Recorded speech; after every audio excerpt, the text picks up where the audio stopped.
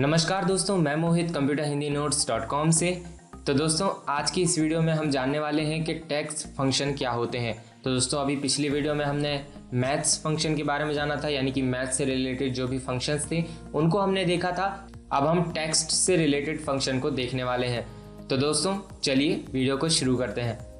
तो दोस्तों, सबसे पहले तो मैं आपको बता दूं कि टेक्स्ट फंक्शन क्या होते हैं। तो यहाँ पर टेक्स्ट फंक्शन का मीन्स होता है कि जो भी फंक्शंस सीधे टेक्स्ट पर असर डालते हैं उन्हें हम टेक्स्ट फंक्शन कहते हैं।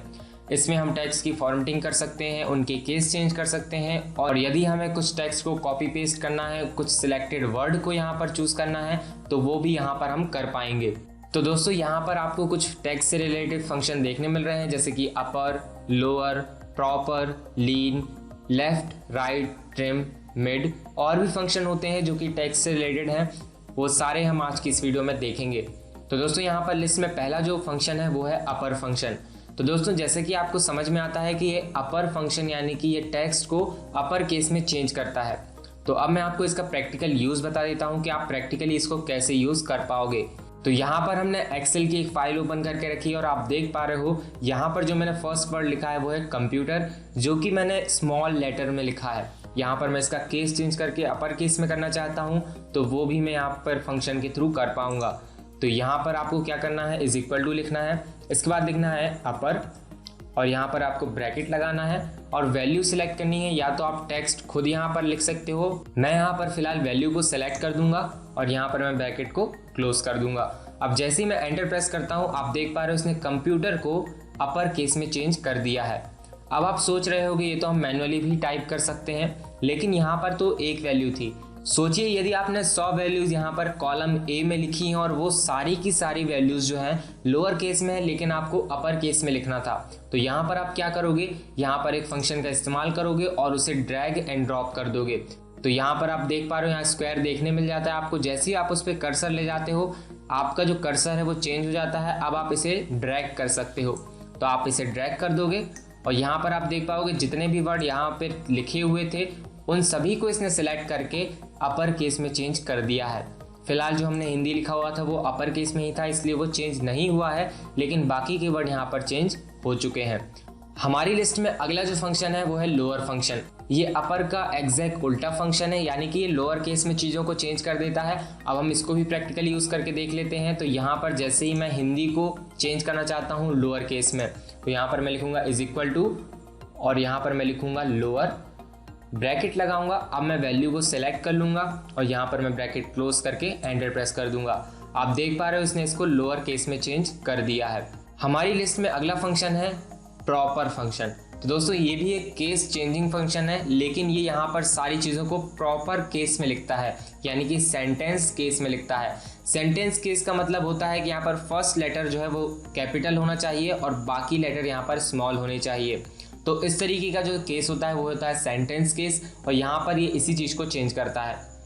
अब हम इसका भी प्रैक्टिकल यूज़ करके देख लेते हैं। तो आप देख पा रहे हो यहाँ पर जो मैंने नोट्स लिखा है वो लोअर केस में लिखा है। अब हम इसको प्रॉपर केस में चेंज करना चाहते हैं, तो यहाँ पर मैं इज इक्वल टू लिखूंगा, प्रॉपर यहाँ पर मैं टाइप करूँगा और इसके बाद मैं ब्रैकेट लगाकर वैल्यू को सिलेक्ट कर लूँगा और ब्रैकेट क्लोज कर दूंगा। और जैसे ही मैं एंटर प्रेस करता हूँ, आप देख पाओगे इसने जो एन लेटर है उसको कैपिटल कर दिया है, यानी कि अब जो नोट्स जो वर्ड है वो अब प्रॉपर केस में लिख चुका है। तो इस तरीके से आप जो केस चेंजिंग फंक्शंस हैं उनका यहाँ पर इस्तेमाल कर पाओगे। तो दोस्तों, हमारी लिस्ट में अगला जो फंक्शन है वो है यहाँ पर लीन फंक्शन। तो दोस्तों, इस फंक्शन के थ्रू आप जितने भी कैरेक्टर्स हैं उनको यहाँ पर गिन सकते हो कि आपने कितने कैरेक्टर यहाँ पर टाइप किए हुए हैं। अब आप इसको कैसे करोगे तो मैं आपको प्रैक्टिकली बता देता हूँ। तो यहाँ पर जैसे मैं गिनना चाहता हूँ कि हमारे कंप्यूटर वर्ड में कितने अक्षर हैं, तो यहाँ पर हम इज इक्वल टू लिखेंगे, LEN जो फंक्शन है उसे हम टाइप करके ब्रैकेट लगाएंगे और यहाँ पर हम टेक्स्ट को सिलेक्ट कर लेंगे। अब जैसे ही मैं यहाँ एंटर प्रेस करता हूँ, आप देख पा रहे हो यहाँ पर इसने लेटर जो है वो काउंट कर लिया है कि 8 लेटर यहाँ पर लिखे हुए हैं। अब इसी को हम हिंदी और नोट्स में भी यूज़ करना चाहते हैं, तो मैं इसे ड्रैग कर लूँगा और बहुत ही सिंपल तरीके से ये इनके भी लेटर्स को यहाँ पर काउंट करके डिस्प्ले कर देता है। तो दोस्तों, अब हमारी लिस्ट में अगला फंक्शन है वो है लेफ्ट फंक्शन। तो दोस्तों, लेफ्ट जैसे कि हमें समझ में आता है कि लेफ्ट साइड से जो है एग्जीक्यूट होता है। तो दोस्तों, इसका काम यह है कि जैसे आपके पास 10 लेटर का कोई वर्ड लिखा हुआ है, आप उसके लेफ्ट साइड से 5 जो कैरेक्टर हैं उनको अलग से लिखना चाहते हो तो वो आप यहाँ पर बहुत ही आसानी से कर पाओगे। तो दोस्तों मैं आपको बता देता हूँ कि आप इसे कैसे यूज़ करोगे। तो दोस्तों जैसे कि आप देख पा रहे हो यहाँ पर जो कंप्यूटर वर्ड है उनमें हमने 8 कैरेक्टर लिखे हुए हैं। अब मैं चाहता हूँ कि जो कंप्यूटर वर्ड है उसके लेफ्ट साइड से जो है 3 कैरेक्टर हैं वो मैं यहाँ पर लिख दूँ। तो मैं उसे कैसे यूज़ करूँगा, तो यहाँ पर मैं इज इक्वल टू लिखूँगा, लेफ्ट जो है उसे टाइप करूँगा और यहाँ पर मैं ब्रैकेट लगा दूँगा। तो अब मैं यहाँ पर जो वर्ड है उसे सिलेक्ट करूँगा। तो मैंने यहाँ एक वर्ड सिलेक्ट कर लिया है। इसके बाद मैं कॉमा यूज़ करूँगा ताकि अब मैं यहाँ पर लेटर बता सकूँ कि कितने लेटर्स को यहाँ पर कॉपी करना है। तो मैंने यहाँ पर 3 लिख दिया है और अब मैं यहाँ पर ब्रैकेट को क्लोज करके एंटर प्रेस कर दूंगा। आप देख पा रहे हो इसने जो लेफ्ट साइड से 3 लेटर COM जो है उनको कॉपी करके यहाँ पर पेस्ट कर दिया है। अब मैं जैसे ही इसे ड्रैग एंड ड्रॉप करता हूँ आप देख पाओगे इसने सेम चीज़ हिंदी और नोट के साथ भी अप्लाई कर दी है। अब इसी का उल्टा फंक्शन होता है यहाँ पर राइट फंक्शन। तो दोस्तों ये सेम ही काम करता है लेकिन ये राइट साइड से जो वर्ड है उनको यहाँ पर निकालता है। तो मैं इसको भी आपको प्रैक्टिकली यूज़ करके बता देता हूँ। तो यहाँ पर अब हमने जो लेफ्ट से 3 वर्ड निकाले थे, अब हम राइट से 3 वर्ड यहाँ पर निकाल कर देख लेते हैं। तो इज इक्वल टू लिखा मैंने, यहाँ पर मैं लिखूँगा राइट, ब्रैकेट यहाँ पर लगाऊंगा और जो हमारा वर्ड है उसे मैं सिलेक्ट कर लूँगा। उसके बाद मैं कॉमा यूज़ करके यहाँ पर कोई भी एक वैल्यू दे दूंगा। तो यहाँ पर मैं 3 वैल्यू दे देता हूँ और ब्रैकेट को क्लोज करके मैं एंटर प्रेस कर दूंगा। तो इसने जो लास्ट के 3 वर्ड हैं यानी कि राइट साइड से जो 3 वर्ड हैं उनको यहाँ पर शो कर दिया है। अब सेम मैं ड्रैग एंड ड्रॉप करके इन्हें बाकी 2 जो वर्ड हैं उनमें भी यूज़ कर सकता हूँ। तो दोस्तों हमारी लिस्ट में अगला फंक्शन यहाँ पर है ट्रिम फंक्शन। दोस्तों ट्रिम फंक्शन का इस्तेमाल आप क्या कर सकते हो, तो यहाँ पर जैसे कि आपको समझ में आ रहा है कि ट्रिम जो है वो ट्रिमिंग करने के लिए काम में आता है। तो ट्रिम आप यहाँ पर क्या कर सकते हो, तो यहाँ पर जो एक्स्ट्रा स्पेसेस होते हैं आप उन्हें यहाँ पर ट्रिम कर सकते हो। अब मैं आपको इसका प्रैक्टिकल एग्जाम्पल देता हूँ। तो जैसे कि आप यहाँ पर देख पा रहे हो यहाँ पर मैंने कंप्यूटर हिंदी नोट्स लिखा हुआ है। अब आप देख पा रहे हो कंप्यूटर के आगे भी मैंने बहुत सारे स्पेसेस दिए हैं और उसके बाद भी बहुत सारे स्पेसेस दिए हैं और सेम ऐसा ही मैंने हिंदी और नोट्स के बीच में भी किया है। अब यहाँ पर मैं इनके बीच के जो एक्स्ट्रा स्पेसेस हैं उनको रिमूव करना चाहता हूँ। अब जैसे मैं चाहता हूँ कंप्यूटर हिंदी के बीच में एक स्पेस ही हो और वैसा ही हिंदी और नोट्स के बीच में हो। तो यहाँ पर मैं मैन्युअली करने जाऊँगा तो ज़्यादा टाइम लग जाएगा और यदि हमारे पास एक से ज़्यादा डेटा है तो हमें और भी ज़्यादा टाइम लग जाएगा। तो इसलिए हम यहाँ पर ट्रिम फंक्शन का इस्तेमाल करेंगे। तो आप यहाँ पर इज इक्वल टू लिखोगे, उसके बाद लिखोगे आप यहाँ पर ट्रिम और यहाँ पर आप ब्रैकेट लगाकर कोई भी एक टेक्स्ट सिलेक्ट कर लोगे। तो मैंने टेक्स्ट सिलेक्ट कर लिया है। अब मैं यहाँ पर ब्रैकेट क्लोज करूँगा और एंटर प्रेस कर दूंगा। अब आप देख पा रहे हो इसने जो कंप्यूटर के आगे के जो स्पेसेस हैं उनको हटा दिया है और सेम इसी तरीके से उसने बीच के स्पेसेस के साथ भी किया है।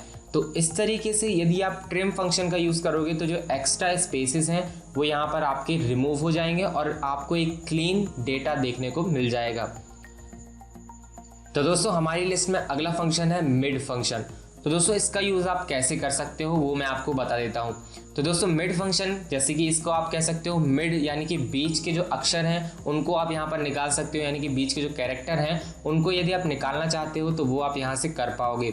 लेकिन यहाँ पर आपको एक एडवांटेज और मिल जाता है कि आप चाहो तो कोई भी एक नंबर दे सकते हो कि मुझे इस नंबर के बाद के कैरेक्टर्स को यहाँ पर निकालना है। अब मैं आपको प्रैक्टिकली यूज़ करके बताऊँगा तो आपको ज़्यादा अच्छे से समझ में आ जाएगा। तो दोस्तों जैसा कि आप देख पा रहे हो यहाँ पर हमने कंप्यूटर हिंदी नोट्स लिखा हुआ है। अब मैं चाहता हूँ कि जो हिंदी वर्ड है वो मैं यहाँ पर लिख पाऊँ, तो वो मैं कैसे करूँगा। तो दोस्तों यहाँ पर हम मिड फंक्शन का इस्तेमाल कर सकते हैं। तो यहाँ पर सबसे पहले मिड फंक्शन के इस्तेमाल के लिए हमें इज इक्वल टू लिखना है MID। यहाँ पर हम मिड का यूज़ करेंगे और यहाँ पर ब्रैकेट लगा देंगे। तो दोस्तों यहाँ पर हमें 3 चीज़ों को टाइप करना है। सबसे पहले तो हमें यहाँ पर एक टेक्स्ट को सिलेक्ट करना है, उसके बाद हमें वो नंबर देना है कि जिस नंबर से हम टेक्स्ट को कॉपी करना स्टार्ट करेंगे, और उसके बाद हमें एक और नंबर देना है कि जिस नंबर के जो टेक्स्ट हैं उन्हें हमें कॉपी करना है। तो मैं आपको यहाँ पर और भी अच्छे से बता देता हूँ कि कैसे आपको यहाँ यूज़ करना है।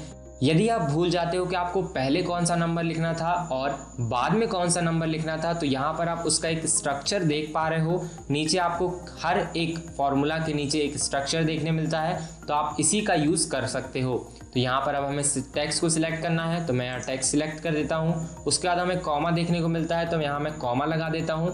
अब हमें स्टार्ट नंबर पे क्लिक करना है, यानी कि हमें यहाँ पर एक नंबर देना है कि जब वो कॉपी करना यहाँ से स्टार्ट करे। तो यहाँ पर अब हमें ये देखना है कि जो हिंदी है वो किस वर्ड पे स्टार्ट हो रहा है, यानी कि किस नंबर के लेटर से स्टार्ट हो रहा है। तो यहाँ पर हम कंप्यूटर के जो वर्ड हैं उनको गिन लेते हैं। तो यहाँ पर 8 जो लेटर हैं वो कंप्यूटर के हैं और 9वां लेटर जो है वो हिंदी का है। तो यहाँ पर हम 9 टाइप करेंगे कि हमारा स्टार्टिंग नंबर है 9। तो हमें यहाँ से स्टार्ट करना है। उसके बाद हमें देखना है कि कितने कैरेक्टर को हमें कॉपी करना है। तो यहाँ पर हमें 5 कैरेक्टर को कॉपी करना है।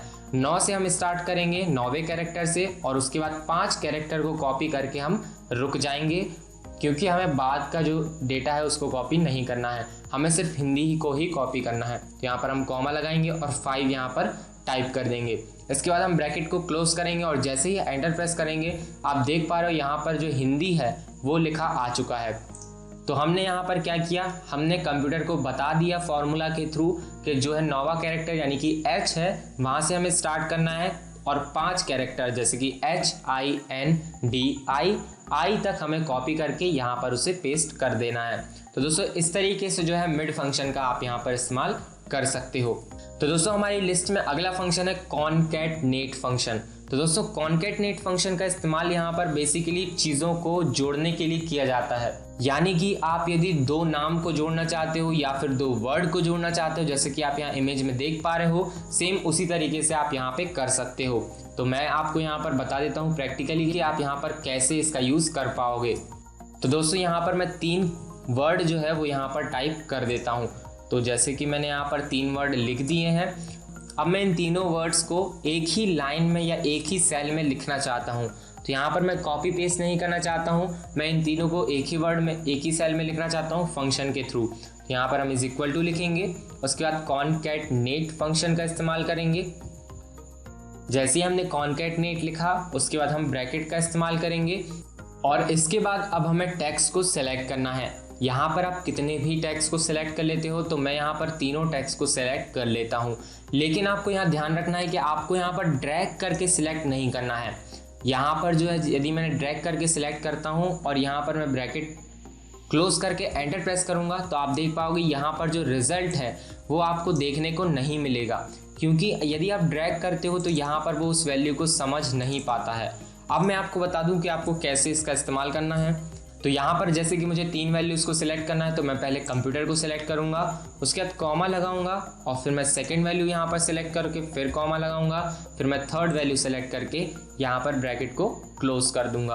अब मैं जैसे ही एंटर प्रेस करता हूँ, अब आप देख पा रहे हो इसने तीनों कैरेक्टर्स को एक ही साथ लिख दिया है। तीनों वर्ड्स हैं उनको एक ही सेल के अंदर इसने टाइप करके दिखा दिया है। अब आप सोच रहे हो इसका इस्तेमाल आप कैसे करोगे, तो मैं आपको बता देता हूँ कि जैसे कि आपने यहाँ पर 3 टेबल को क्रिएट किया है, तो यहाँ पर मैं आपको प्रैक्टिकली बता देता हूँ। यहाँ पर जैसे आपने पहली है टेबल नेम, उसके बाद है यहाँ पर सरनेम और उसके बाद थर्ड टेबल है यहाँ पर फुल नेम की। यदि आपने इस तरीके की टेबल को यहाँ पर क्रिएट किया, जैसे मैंने एक नाम लिख दिया है जय और यहाँ पर मैं कोई भी एक सरनेम लिख देता हूँ, यहाँ पर मैं भी कोई भी एक रैंडम नाम लिख देता हूँ। तो इस तरीके से मैंने कुछ नेम यहाँ पर लिख दिए हैं। अब मैं चाहता हूँ कि जो हमारा फुल नेम है वो अपने आप ही फिल हो जाए। यहाँ पर अब फिलहाल मैंने यहाँ पर 2 डेटा लिखा हुआ। यदि आपके पास 100 डेटा है तो आप उनको मैनुअली लिखोगे तो बहुत ही ज़्यादा टाइम जाएगा। तो यहाँ पर आपको क्या करना है, इज इक्वल टू लिखना है, उसके बाद आपको यहाँ पर कॉनकैटनेट फंक्शन यूज़ करना है और उसके बाद यहाँ पर आपको ब्रैकेट लगाकर 2 वैल्यूज़ को सेलेक्ट कर देना है। दोनों के बीच में कॉमा होना चाहिए, ये चीज़ आपको हमेशा याद रखनी है और एंटर प्रेस करना है। तो इस तरीके से जो है फुल नेम यहाँ पर टाइप हो चुका है और आप इसे ड्रैग कर सकते हो और बाकी के नेम्स में भी यहाँ पर इस्तेमाल कर पाओगे। तो दोस्तों इस तरीके से आप यहाँ पर कॉनकैटनेट फंक्शन का इस्तेमाल कर पाओगे। तो दोस्तों आज की इस वीडियो में बस इतना ही। आज मैंने आपको टेक्स्ट फंक्शन के बारे में बताया। तो दोस्तों अगली वीडियो में हम कुछ और फंक्शन के बारे में जानेंगे। तो मिलते हैं हमारी अगली वीडियो में, जब तक के लिए take care and good bye.